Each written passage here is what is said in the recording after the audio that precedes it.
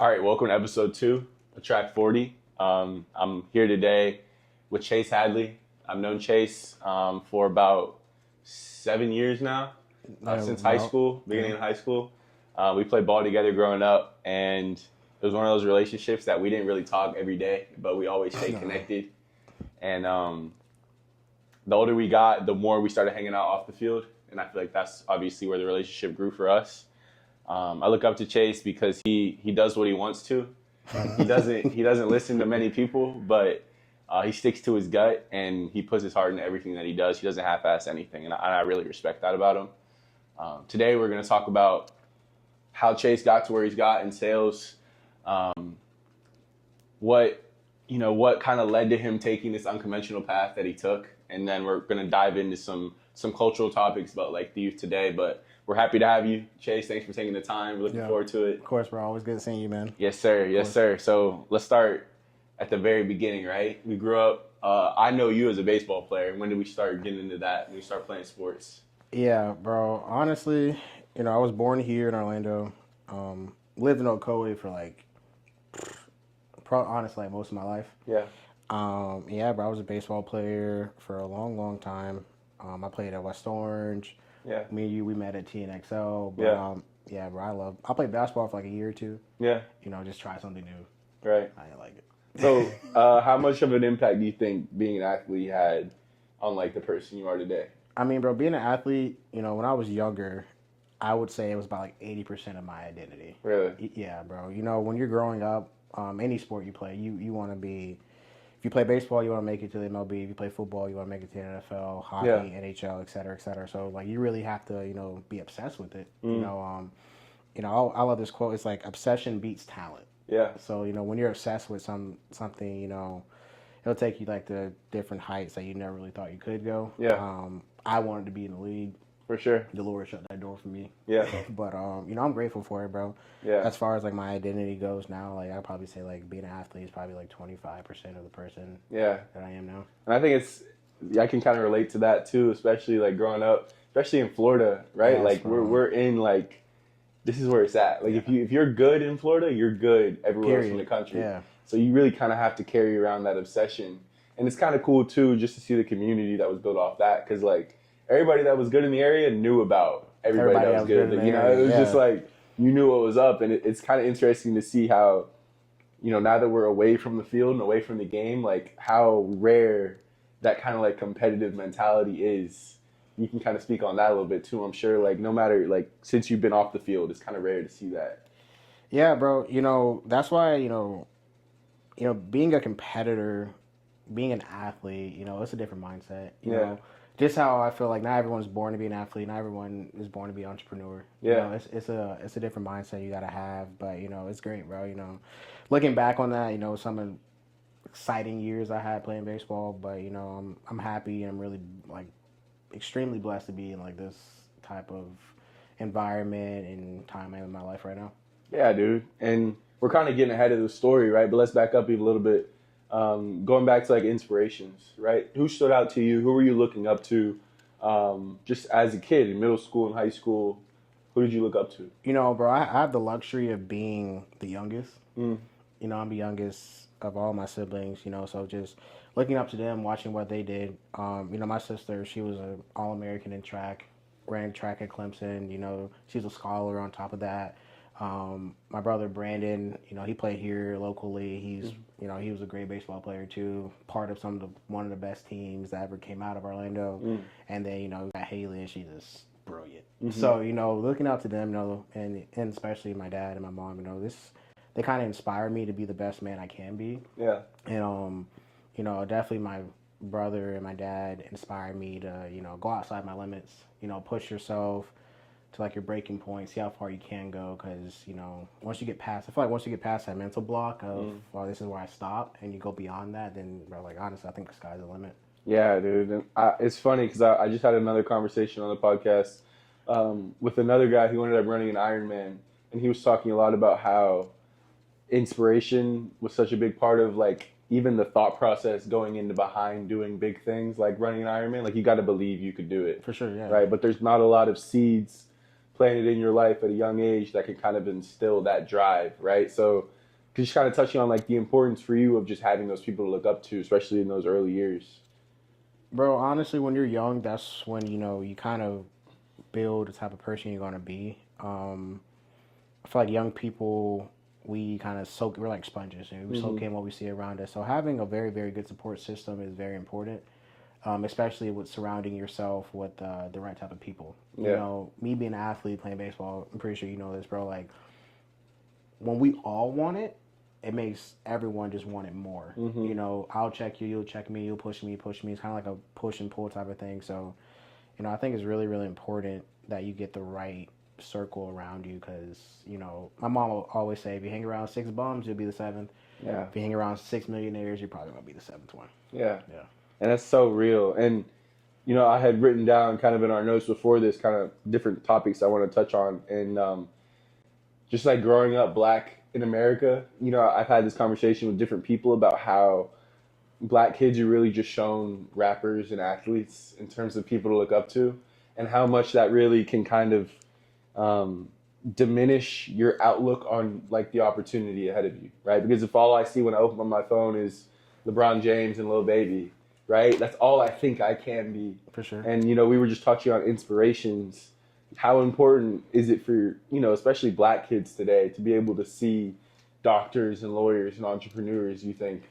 I just think that, as a society, we push that a lot. We push the rapper motive, we push the athlete motive. I just think that, Black people, we're more than just that. We're more than just entertainers, bro. Like, we're scientists, we're lawyers. We had many, many Black people contribute to this great country we have now. And, I think it's, if they're not going to push it, then we have to take upon ourselves to really look and find. Because, bro, I feel like in every profession, I feel like there's some Black excellence somewhere. So, you just have to find it. You just have to realize that, even for me, like leaving baseball, I had to come to like the realization that I'm more than just an athlete.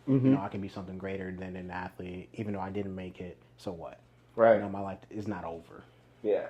And that takes time, though, at the same time, right? Because at least for me personally, I stopped playing over the summer, this past summer. And I really that was hard for me because, like you said, 80% of your identity is kind of built on that as an athlete. And especially, it's hard. I'm going to keep reinforcing it, even to the people that aren't Black watching. But, like, that 80% is really about 90% when you're Black, I feel like. And when you're really good, it's like 95%. Yeah, because it's like, what else am I going to do, right? Like, yeah, you see Obama and you're like, oh, like, dang, that's great. Like, good for him. But, like, I know the kid that got drafted personally. I don't know Obama. Yeah. Right? So, like, I feel like the gap between actualizing that potential of being somebody like an Obama or like even like a Tiger Woods playing golf or like a Neil deGrasse Tyson who's a scientist, Ben Carson who's a neurosurgeon, like, they just seem kind of so far away. Yeah. Right? But me and you could name 20 dudes who got drafted easy, right? Yeah. Or, played some kind of sport pro. So it's that gap I think that we really got to work on minimizing because, like you said, Black brilliance isn't just confined to those, like, specific aspects. Yeah, bro. I just think that we just gotta realize that. If I'm not one to give like a pity party or anything like that, so no one's coming to save you. Yeah. That's the real thing. No one's really coming to save you. You have to really make your own destiny and be uprooted with your faith in doing so, bro. So if you can do that, bro, the sky's the limit. Pick anything that you're really good at. Go hard at it 110%. Keep God first, and bro, everything else will just follow. Yeah. So what did you pick after baseball? How did you get where you're at right now? What do you do right now? How did you get there? So, bro, I'm in sales. Yeah. I work for Vivint, huge smart home security company, based out of Provo, Utah. How I got with Vivint is actually my brother. Okay. So my manager now, Alec Uola, him and my brother play baseball together at Southeastern. So, I was in like, same thing like you, bro. You went through the summer. I was in that dark place, not knowing what my next move is. My brother, he's a life insurance agent. He's been doing life insurance for years and years and years. And I've seen how, like, fruitful that's been for him. And I was like, sales may be the vibe. So Alec called me one day. He gave me the job. And, You know, I went out there, my first blitz, and honestly, bro, I just fell in love with it. Really, and it's crazy because for y'all that don't know, Chase Hadley can talk. Chase Hadley can talk to a brick wall facing backwards. Chase Hadley can talk to anybody. I think it's so cool how God puts you in a position to just use the skills you were given, because not everybody can talk to anybody, right? Exactly, That's a skill, and that's a God-given thing for you because you've been yapping since birth. Yeah, for sure. That ain't new for you. So how have you even been able to see like, okay, I have this gift, how can I use this gift? Like, how did that process kind of go about for you? Was it just all natural? No, bro. You know, when I first started with Vivint, I was very scared. You know, going door to door, I was like, yo, like, I can talk to people for sure, but like, can I sell them? That's a whole nother conversation. But you know, as time goes on, and I realized that, you know, I don't necessarily have to sell the product; I have to sell myself. Because you know, at the end of the day, you are like a repetition of the company. You're doing everything out front. Everything's like face to face. So you know, I always make sure to be respectful, everything like that. But you know, it can always be learned. Yeah. The skill I have can always definitely be learned. The guys that are just great at it, they're just great at it, and they just got it off the rip. But you know, when I first started Vivint, I wasn't good at all. You know, I really, you know, like to put it plainly, bro, I wasn't good at all. Yeah. And anybody that knows me knows when I first started Vivint, bro, I was working hard, bro. I was doing everything right. It just wasn't happening for me. It just wasn't my time yet. You know, but as time goes on, I got better and I figured out the job. Now, you know, I'm pretty confident I can walk in any neighborhood, talk to anybody, and sell them anything. Yeah. How does that? I mean, I feel like sales is one of those skills that can be applied forever. Like the same way you can play golf forever. I feel like that ability to sell can stick around forever. Is that something you see yourself doing for the rest of your life? Bro, I love sales. Do I see myself knocking doors my whole life? No. Yeah. But for the foreseeable future, for sure. You know, I love what I do. Sales is something that you can do forever. You know, pay the bills forever.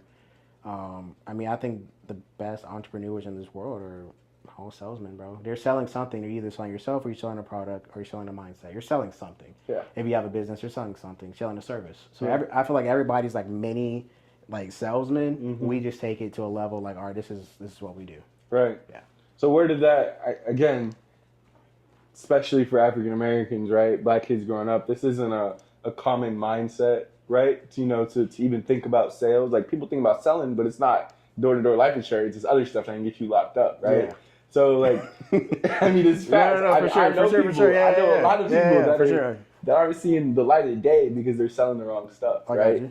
Or just in the wrong rooms. You made the conscious decision that you wanted something different for your life, right? Does that just come from like you figuring out for you, this is what I want? Or was this something that, you know, your parents were kind of just like preaching behind you? Like, where did this mindset come for you? Bro, honestly, this is how I raised, bro. You know, we're in a very strong, uprooted, God-driven household, bro. You know, I'm blessed to be a part of a family that's so close-knit together and so encouraging, you know, especially with this job, bro. With this job, there's tons of up and downs, bro. It's very important to stay even keel with everything like that. But yeah, bro, just my family. Everything with them, they've been so supportive throughout this whole journey, and it's unconventional, you know. And the thing about me, bro, like, with my job, if I don't sell, I don't get paid. And, you know, some people may get scared about that. And if you are scared about that, it's completely fine. But, like, I like that. Yeah. Like, now, like, I'm betting on myself. I think what I do is a true definition of betting on yourself. Yeah. And, you know, I have the utmost confidence in myself to, like, go get the job done day in and day out. Yeah. Yeah, and that confidence, I mean, we could even trace back, I'm sure, to the field, too. Like, you were one of the most confident players I played with. Just because, like, you were like, I'm Chase Hadley. Like, we'll see how this goes. And baseball is one of those games. You have a lot of ups and downs. And it's cool to see, again, how God tied that string from a sport where, like, you go 4 for 4 one day, 0 for 4 the next. I'm sure you can knock on, 20 doors one day and get 10 yeses. You can get 0 yeses for the next, for sure, 3-4 days. So God was kind of even preparing that sense of just adapting to failure and kind of not, like, freaking out when stuff wasn't going your way. Yeah, bro. Honestly, failure is like the best thing that can ever happen to a person. You know, fail as much as you can. Because for me, like, bro, like, I can go knock 50, 60, 70 doors. For me to have a good day, all I need is, like, three yeses, bro. For me to have a good, I can knock that many doors. All I need is 3 yeses. Just how in baseball, you get 1 hit out of 3 and you're in the Hall of Fame. Yeah. So, you know, it's just one of those things, bro. You just got to run the numbers. You know, failure is great. I love failure, bro. Because failure is, like, pushing me towards success, bro. I feel like if you don't fail enough, you're never going to achieve success. Or you may achieve success, but it won't be really consistent. Right. You'll have the huge ups and have the huge downs, bro. Because if you just ride in the roller coasters of up and downs and not staying, like, even killed, then, bro, like, you're going to be always up or you're going to always be down. And honestly, nobody wants to be around somebody that's up when they're up, but is down when they're down. Yeah. And that's so, I mean, we've mentioned God throughout the podcast, but, like, knowing you personally, I know how important he is in your life. For sure. And kind of, you know, the same with my life, right? Like, that's one of the things that we can stand on as Christians even. And as men, for sure, but as Christians first. Just knowing that things, like, God has a plan for everything in our life, right? And even just touching on, like, your faith and how important your faith has grown as a result of you, like, stepping away from the game and moving into this next chapter and kind of just leaning on him when you didn't really know, like, where you were going to go. Bro, I was trying to hold on to baseball so long, bro. I was gripping it tight, not knowing that God had something way better for me in store, bro. I always say that God is your number one business partner. Yeah. He's my number one business partner. So everything I do, I try to do aligned with his purpose. Everything I do, say, et cetera, I want to do aligned with his purpose, bro. So it's like, I mean, if anyone's out there, like, watching that don't know when to start with that, bro. Because what God has for you, no man can stop. Yeah, literally, what God has for you, no man can stop, bro. So if you just uproot yourself in the Lord's word, then, bro, you'll be all right. Yeah. You're going to go through those ups. You're going to go through those downs, bro. But that's how I stay even kill. Because there's somebody that didn't eat today. There's somebody that didn't wake up today. Yeah. I woke up today and I ate today. So God is good, bro. All the time. Yeah, bro. And even just the testament to the friendship kind of that we've had, right? Like, because our friendship, like I said before, like, we played together, right? I'd known of you, you'd known of me, like, growing up, because we were both good in the area, and we played together on the same team. But then, you know, college happens and we separate. Yeah. And, you know, we would connect over the summers, but recently we've even connected on a deeper level, just, like, connecting with other guys, you know, like I'm talking about the 4 of us, 40-fold, like, kind of just like Tyson, EJ. Tyson and EJ, on how we've connected on like a faith level first and foremost, and then just on a passion for, just for more, you know, of what this life had for us. Can you kind of talk about how, like, you know, just the impact of brotherhood kind of has been on your life, and how, like, not even, it doesn't have to be specifically this one, but just, like, in general. You know, right? Bro, friends are really, really important, bro. Your circle, your life outside of your family is really, really important. Your circle outside of your family is super important. So if you can find someone that aligns in your morals and values and wants the things that you want, iron sharpens iron. So, you know, I think that, you know, being around the right people is going to push you 110%. Because, you know, like even, you know, with my, like, when I go out there and knock with Vivint for the year, like, those are my guys too. I consider those my brothers too. Yeah. And, you know, we're deep. It's like 40 of us. Yeah. So that's a lot of people. Yeah, bro. So yeah, that's bro. A team. Bro, we have a squad, bro. And it's great. We all kind of, you know, we're all faith-based, bro. We all pray before we go out there, but keep God first, you know. When one guy's down, we try to pick him up. So it's really, really important, bro, because, I mean, the world is not going to be nice. It's not, and no one is coming to save you, bro. So if you just have those friends that can keep you afloat, keep you above sea level, I mean, bro, I think that's, like, one of the best and greatest blessings that God, like, gave us. Yeah, dude. And especially, you kind of touched at it, but, like, as being a man in today's world, right? Like, you know, people always tell your job is to provide, right? Like, that's why you're here, just to give. Provider, right? Provider. You just want a provider. Yes, you want somebody to pay. Yeah, bro, yeah. Right? But to be surrounded by men who, you know, genuinely care, again, going back, like, especially black men, for us to be able to relate to them, right? And just men, period, outside of that. I think it's so important to, like, you know, have your outer circle, have your girlfriends, have your family, all that stuff. Not girlfriends, girlfriend, singular. You gotta be careful. That would be trifling. But just surrounding yourself with godly men is so important on your road to elevation, because you can't do it on your own, right? No, like, you can't. Nobody can. And the people that think they can, They go word. Yeah. I don't even like. If you super Mr. Independent or Miss Independent, I got this, whatever. All right. Yeah. You need somebody. Right. And I talked to my mom. But this is like a little tangent, but I think it still applies. Like I talked to my mom the other day.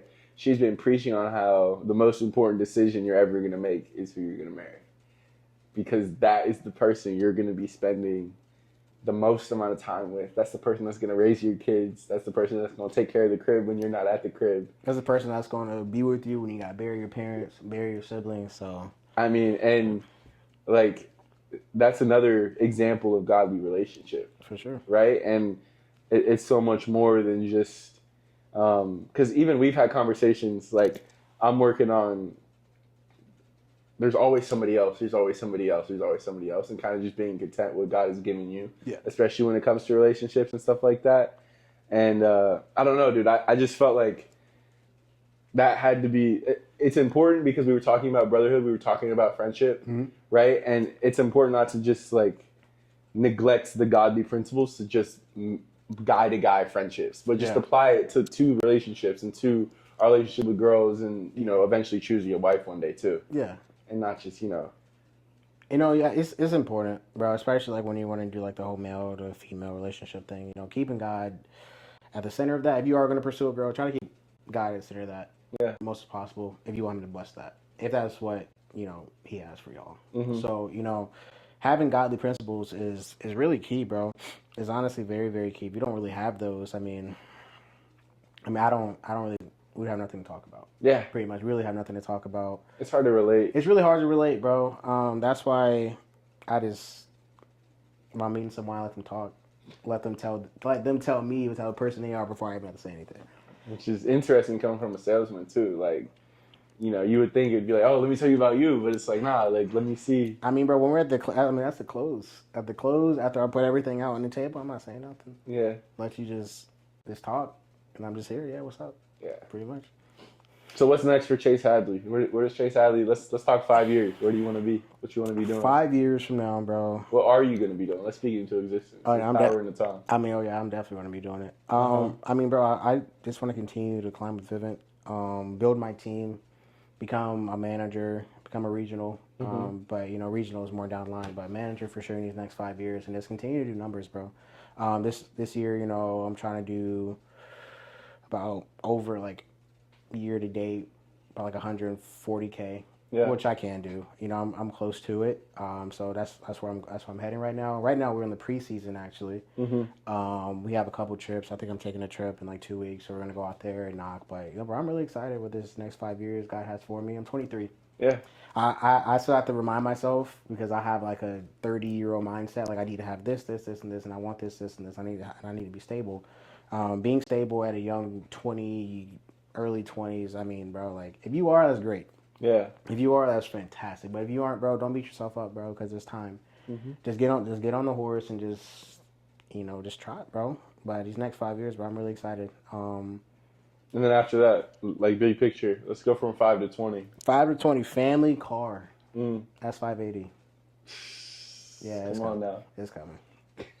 I can't wait. It's coming.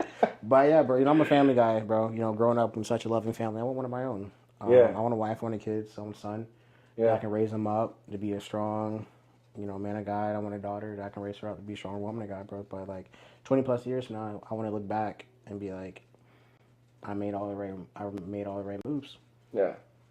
Yeah, and I think even just hearing you speaking about a family and speaking about that has a lot of power, especially in our community. Again, like family's not often celebrated, but as much as it needs to be. And just the power in speaking it and having those clear goals and knowing like where you want to go and how you want to run your race. More than that, like knowing how you want to do it. Because what you were saying there towards the end was like, I want to be able to look back and know that I did it the right way. Yeah. Like no matter where I get, I did it the right way.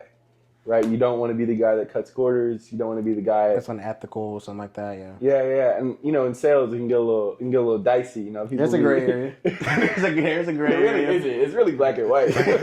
Y'all create the gray area. Sometimes. But yeah, I think that's just evidence of the character, right? And evidence of the man that you are. which is something that needs to be, talked about, celebrated.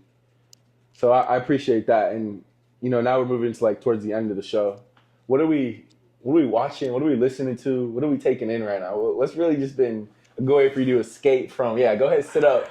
Look what are we taking in? What are we liking? What are we not liking? This can be culture. This can be music. Right now, bro, I mean, since Giveon dropped his album, Giveon, you are a Giveon type of guy. Bro, I mean, it's great. Album of the year. Album of the year. Album of the year. But honestly, bro, that and just being in my word, reading the Bible more.